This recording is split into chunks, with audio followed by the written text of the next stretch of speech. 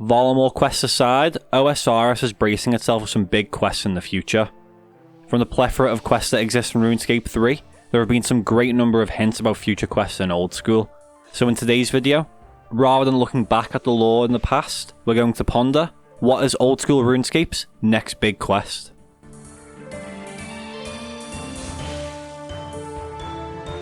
I just want to say thank you to everyone who's been supporting the channel and watching the Old School content since I started covering the lore. What I thought would take a very long time to reach partner, I can officially say that I've reached the first stage of partnership with YouTube. So I can officially announce that I now have memberships up and running on my channel. So if you would like to support the channel through a monetary way, then feel free, I'd really appreciate it. But regardless, thank you guys for watching and continuing to support the channel by commenting and liking. Anyway, let's get into the video.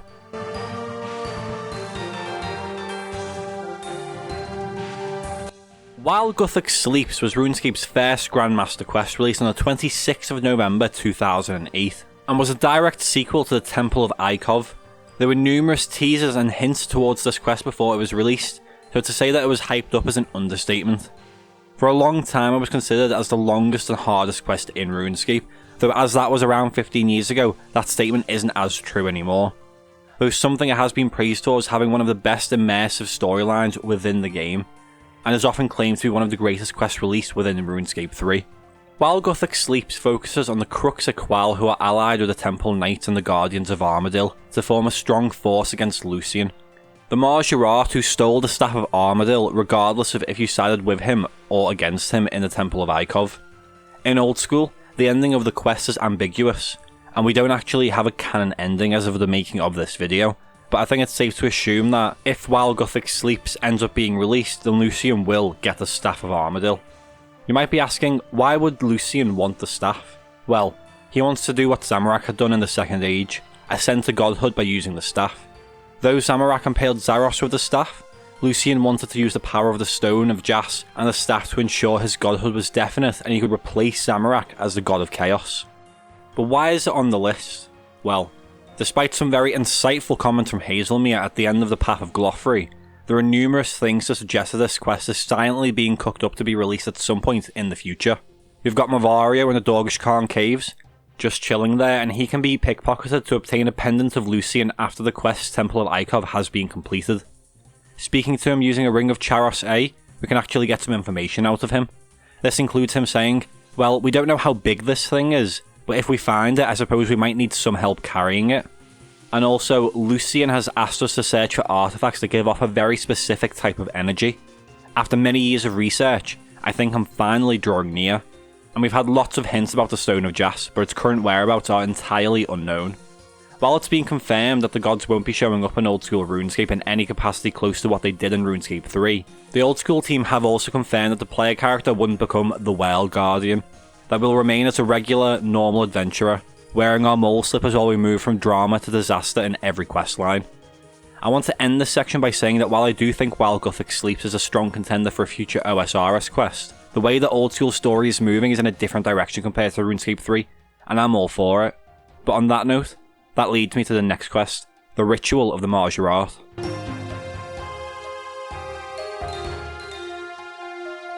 Ritual of the Mahjarrat is a Grandmaster quest from RuneScape 3 that has been heavily hinted at within Old School RuneScape. Constant mentions of the North and the emergence of a shrine south of the ancient fortress of Gorok. Ritual of the Mahjarrat was released in September 2011 and served as a sequel to 4 quests: A Tale of Two Cats, While Guthix Sleeps, The Curse of Arav, and the Temple at Sentistan. This quest focuses on the Mahjarrat preparing to begin their 18th ritual as the syzygy occurs. Your first question will be, what is a syzygy? That was mine as well, so I had to Google it. As Wikipedia describes it, it's a roughly straight line configuration of 3 or more celestial bodies in a gravitational system. Your second question, what ritual? Well, the ritual of rejuvenation, of course. This ritual occurs roughly every 500 years, where the remaining Mahjarrat and Gillinor gather in the north to take part in a ceremony in which one of their flock is sacrificed and the power is split up amongst the remaining members, rejuvenating them. Usually, before a ritual begins, there's a lot of backroom deals between the Mahjarrat to try and form alliances in an effort to stack the odds in their favour, and soon, after they meet, they very easily begin to fight. First verbally, which quickly turns to physical and magical battles taking place, with only one account existing of this stage, by a Fremennik explorer who stumbled upon the ritual site. He described the skies as dripping with venom and fire, and the earth twisting into grotesque forms with mouths that chewed at the roots of trees that bled. Once the sacrifice is sorted, they are then taken to the centre of the ritual site, which contains a powerful stone, and sacrificed. From what we understand, that they are killed in such a way that the process releases a vast amount of energy that all Mahjarrat nearby absorb, while other races also feel its effects. During this quest, this is precisely what happens, but with many more caveats that are specific to RuneScape 3. But we also see the after effects of the ending of while Guthix sleeps. 3 Dragonkin being released from their prison, and causing havoc across Gielinor. The reasoning behind this quest being in this video is down to the numerous hints that are given about the North. This happens with Lucian during the Temple of Ikov quest, and during Desert Treasure 2 with Slisk telling us that we would meet him again in the North. Even General Khazard says how the planets are nearing alignment, and Haziel says that the next ritual is fast approaching. Desert Treasure 2 ends with Azanadra quite literally apologising to us and explaining that we're involved in Mahjarrat dealings whether we like it or not. But the main reason why I'm excited for this quest is because of how differently it's going to play out. If you didn't know, when we released Azanadra from his prison in Desert Treasure 1, he contacted Slisk to help him obtain some artifacts so he could contact Zaros once again. Slisk did agree, but he actually found the artifacts and destroyed them in secret. And while it's not clear why he destroyed the artifacts, at the end of Desert Treasure 2, Slisk does explain that he wants to use the power of the Elderhorn to stop the ritual of rejuvenation from eventually wiping them all out. This is further backed by the ritual marker, described as an old shrine in OSRS, being added in an update on the 6th of September 2018, just south of Gorick. The ice troll Oddstone had attempted to nibble on the shrine, but he was chased off by a bonehead human who was probably magic.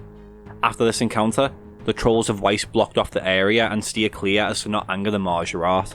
It's during the quest Secrets of the North that the player actually finds out about the ritual marker and its purpose, and the purpose of the ritual, with a further explanation of how Mahjarrat in the past have tried to hide in Gorick Dungeon to gain power from the ritual without being risked as a sacrifice.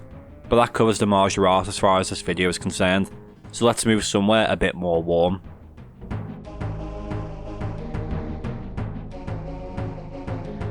Menaphos, otherwise known as the Golden City, is located far south in the Caridian Desert, but you may know it as the big black empty square on the map next to Sophanum. Menaphos is known as a grand city of culture and wealth. It is known to contain a library whose scholars travel afar to gather knowledge. In ancient times, the scholars were able to figure out that the planet Gielinor is actually a sphere, for they thought it would be the most perfect shape. Additionally, they used evidence provided by sailing ships to back up this claim, which was later proven correct. Little is known about the history of Menaphos, though it had long been at war with the Emirate of Al-Kharid, aiming to conquer territories in the north of the desert, but has been unable to do so in part due to the harsh climate. The two powers are at peace now, but hostilities still have not subsided and could easily flare up again. In fact, Spymaster Osman of Al-Kharid has agents inside the city causing civil unrest, and he claims that he would be lynched on sight should he set foot inside Menaphos or Sophanum, and that the Menaphites would be very interested in extracting delicate information from him and punishing him for his actions. Despite the continuing hostilities, attempts have been made to improve relations, such as the construction of bridges over the River Elid.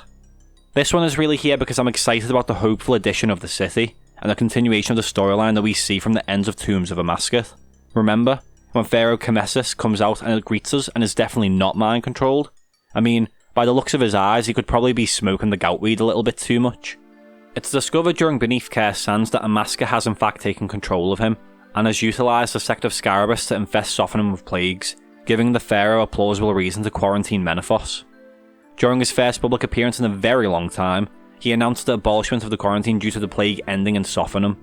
Though we, alongside Mesa, are suspicious of the Pharaoh's motivations considering he is mind-controlled. I mean, it's easy to say we haven't seen the end of Amascut, let alone her schemes, and the only way I can envision us getting Menaphos as an actual city we can visit is by us essentially freeing the citizens and the Pharaoh of Amascut's control during a quest. Who knows what the city looks like, especially after it's been closed off for so many years. We do love a Grandmaster level quest after all. Within RuneScape 3, it became an accessible area in 2017 as a reward for completing the Jack of Spades quest, and within the city there are 4 sectors: the Merchant District, the Imperial District, the Port District, and the Worker District. This is alongside the main plaza, and the 4 main districts have a reputation system similar to Currend. It's very likely that whatever state we see Menaphos in will be vastly different to how it is in RuneScape 3, but what's easy to say is that the art team will do an amazing job by adding the city into the game, whenever that may be. They did an amazing job with Prifdyness. And finally, let's move back up towards the north for the last quest on this list, the Far North.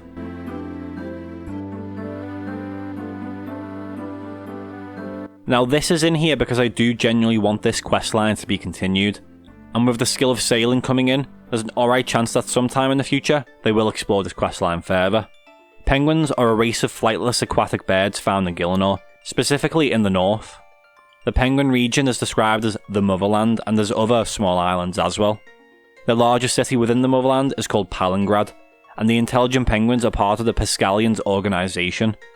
Organisation? Intelligent penguins? Well, the penguins found on the iceberg have organised themselves into a militant organisation known as the Killer Gen 2 Penguins, or the KGP, led by a penguin only known as the Pescalian.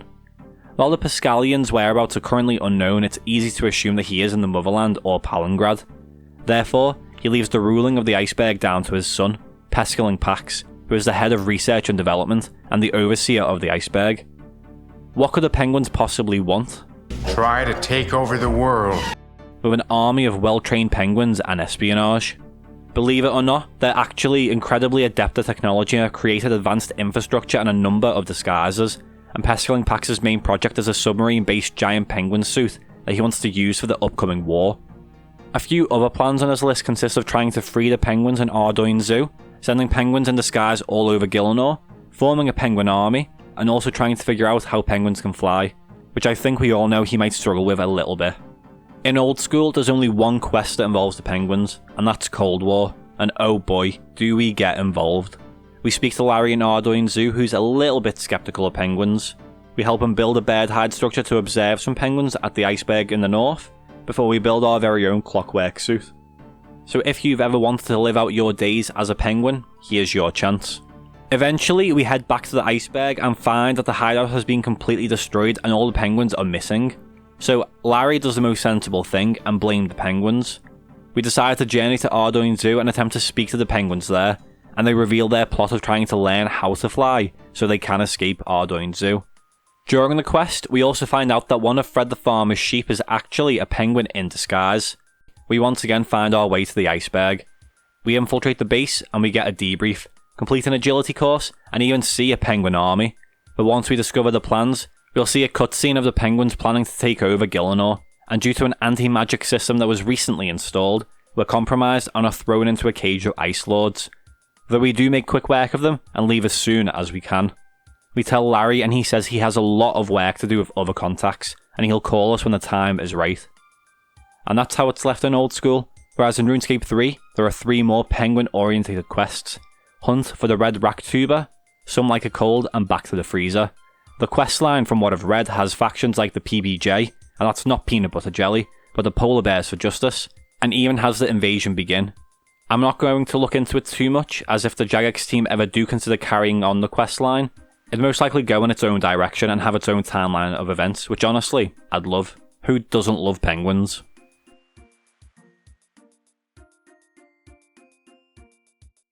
Just before we close the video, I do want to say that yes, this list is limited. There's other storylines like the Cecil questline, the Zaltaf and the Shadow Realm hints, and the Pirate storyline, and probably a lot more that I could have spoken about. But I haven't in this video, as I do want to explore quite a few of them in their own videos, Zaltaf in particular. But this also leaves the comments open to you guys. What questline do you want to see continued, or started even? Anything you think should be explored more thoroughly within Gielinor? Let me know down in the comments. And as always, thanks for watching, and see you next time.